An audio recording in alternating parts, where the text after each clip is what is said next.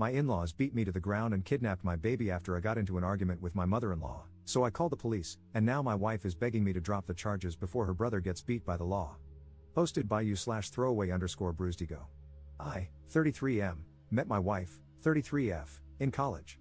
It was a long-term physical relationship that turned serious at the end of our senior year. After graduation, I didn't have any plans, so I decided to move to her hometown, a major southern city.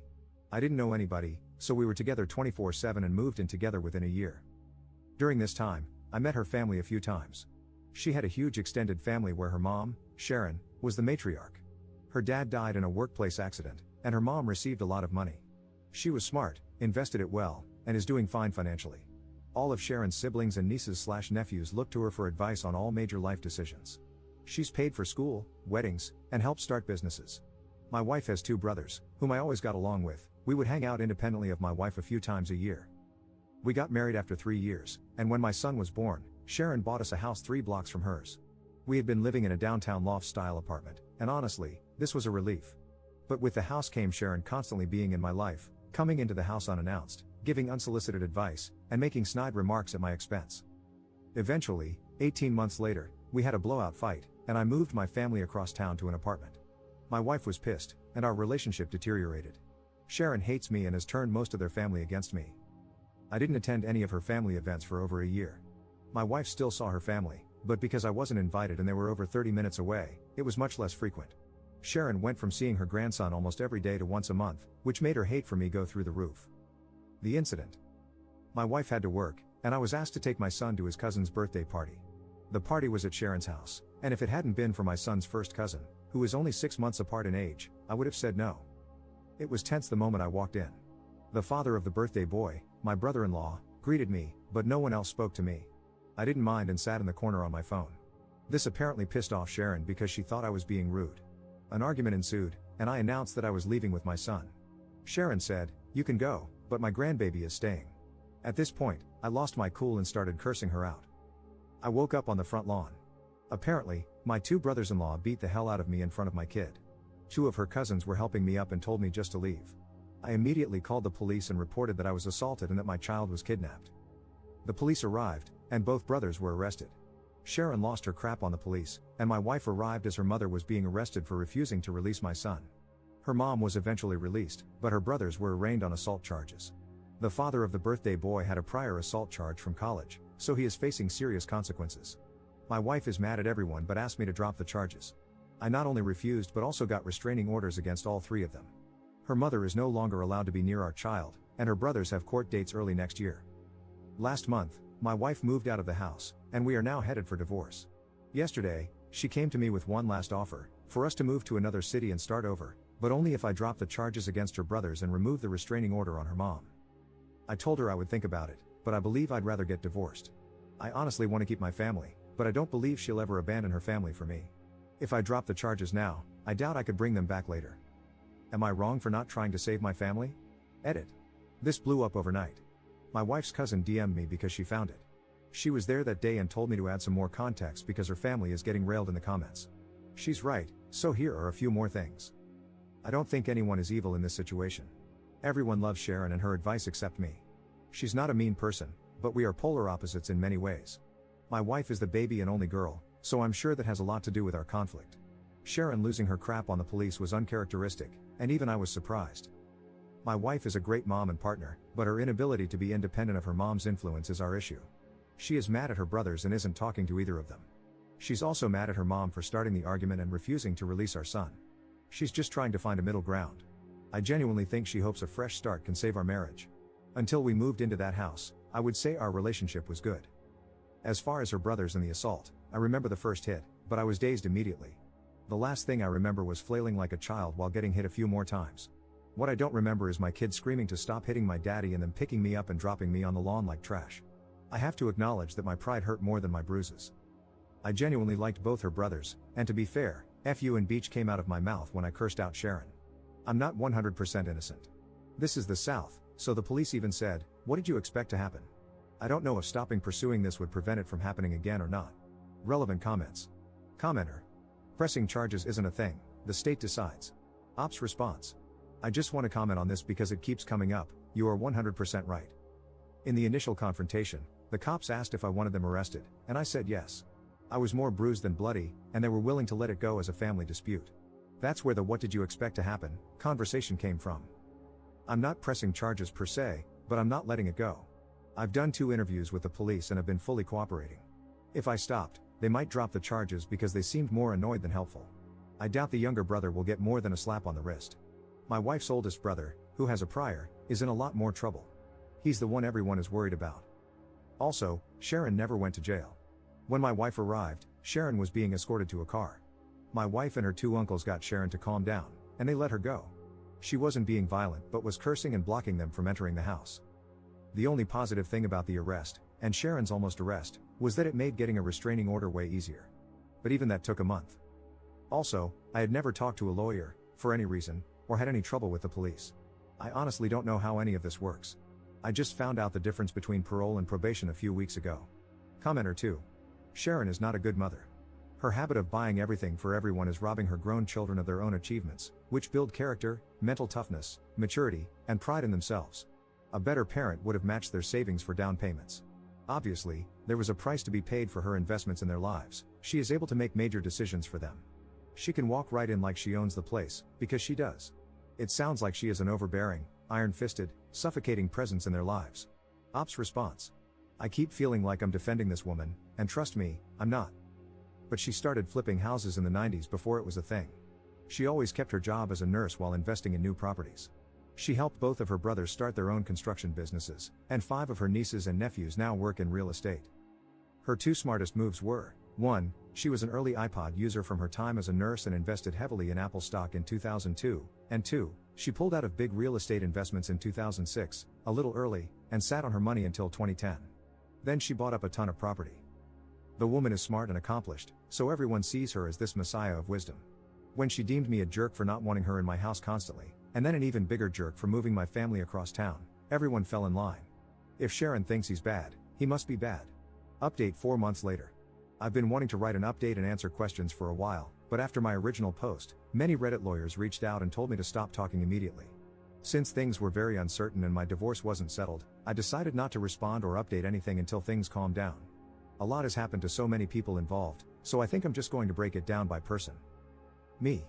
I moved back to the West Coast, where I am originally from. I decided to move forward with the divorce, so I moved home. Furthermore, I had nothing left for me in that city, as I only had a few friends, my son, and a lot of bad memories. My ex and son cried a lot the day I left, and that hurt my soul, but it was best for all parties involved. So, I moved back home to be around my family and my support system. I got a good paying job, and I'll be subletting a 2-bedroom apartment starting next month. My son spent the holidays with me, staying with my parents, and I plan to see him on Easter. Going forward, as laid out in our custody agreement, my son will stay with his mother until he is 12. I'll get him for Easter and summers, and we'll switch Christmas and Thanksgiving every year. When he's 12 and needs a father figure, he'll come live with me until he is 18. I talk to my son every day on the phone for at least an hour, and I'll try to fly out there a few times a year. I can't shake the feeling that a piece of me is missing, and I wish it was just my son, but I miss my wife too. My ex-wife. So, the divorce is basically settled, and I obviously didn't move away with her.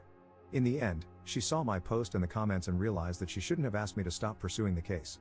She asked again, saying we could move and just get away from her family. Too much had happened, and our relationship was a shell of what it once was. We both said and did things we forgave but can't forget. I wish this were a movie and I could just say, love conquers all, or screw her, she is evil, but that isn't real life. I'm torn between both loving this person and knowing we aren't right for each other. While she didn't want to move forward with the divorce, she didn't fight me on it either.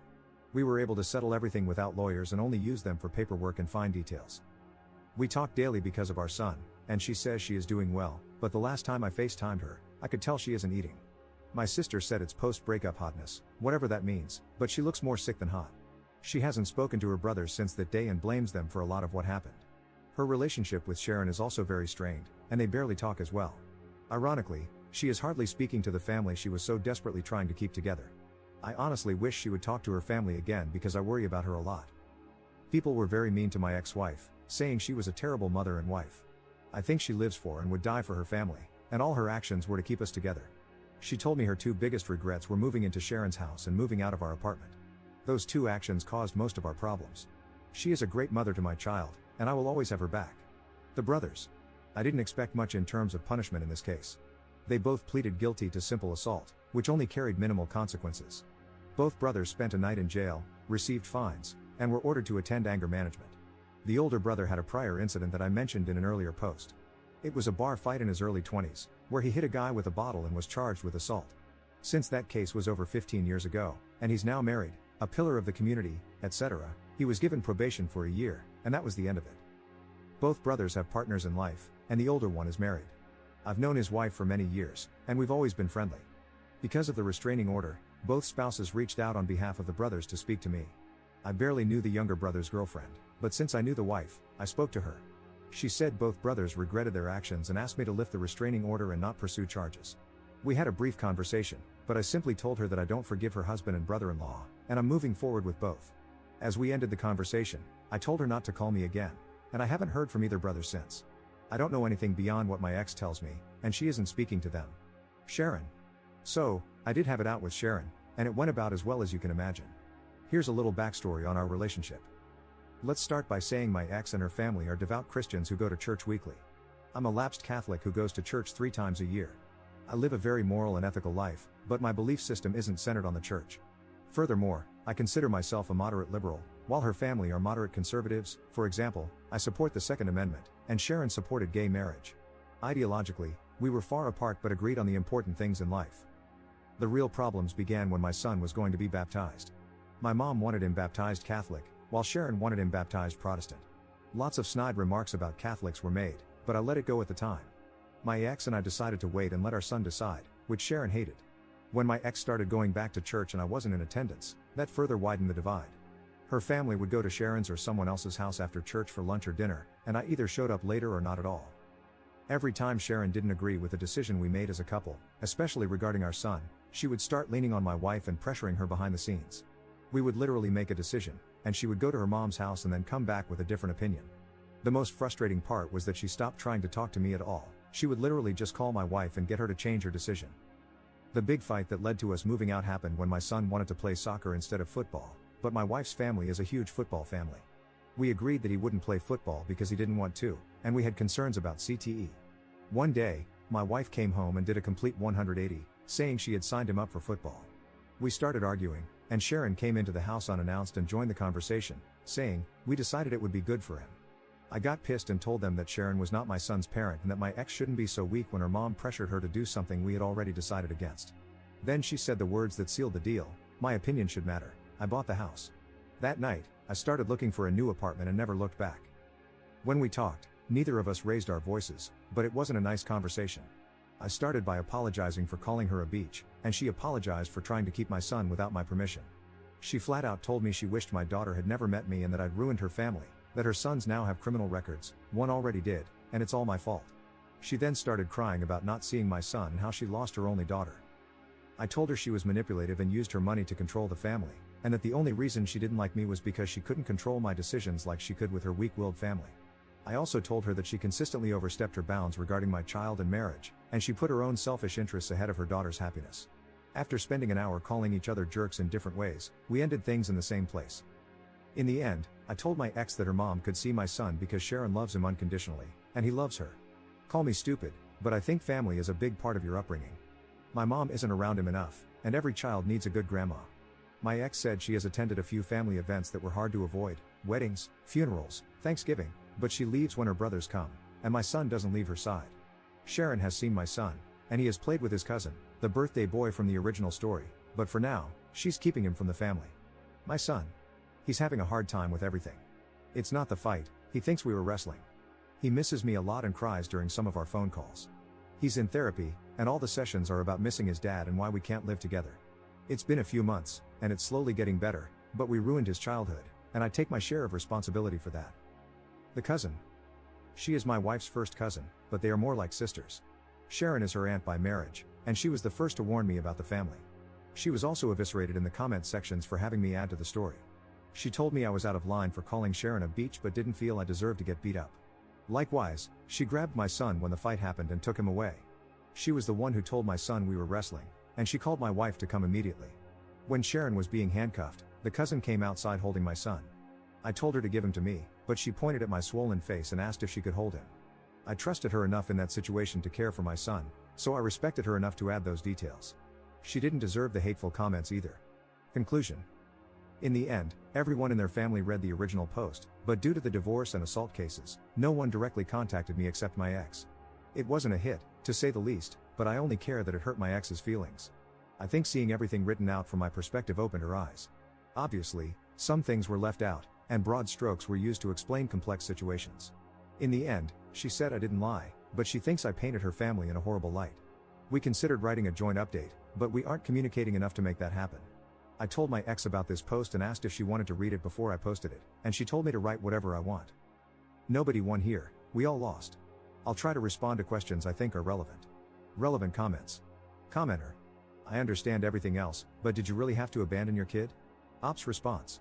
I knew I would get destroyed for this, but abandon is a strong word.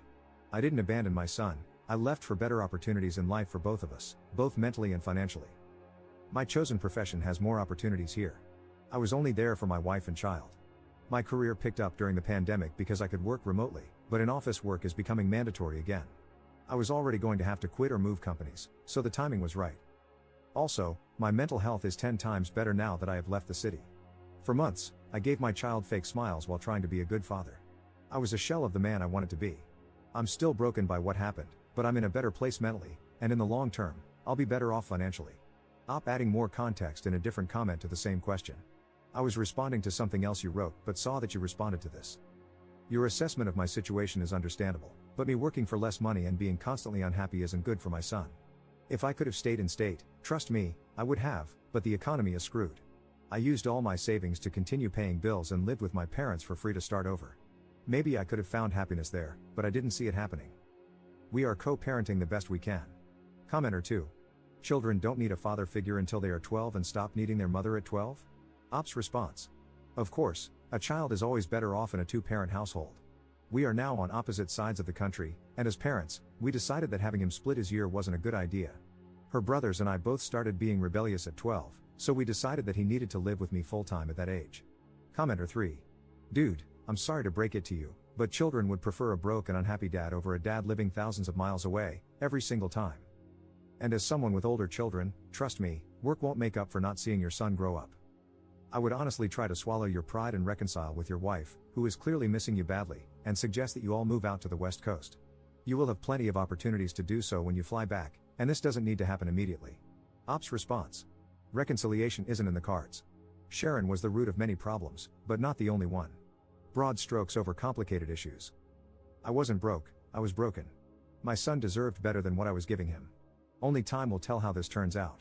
If things go downhill, I would move back in a second, but I think this is my best decision for right now.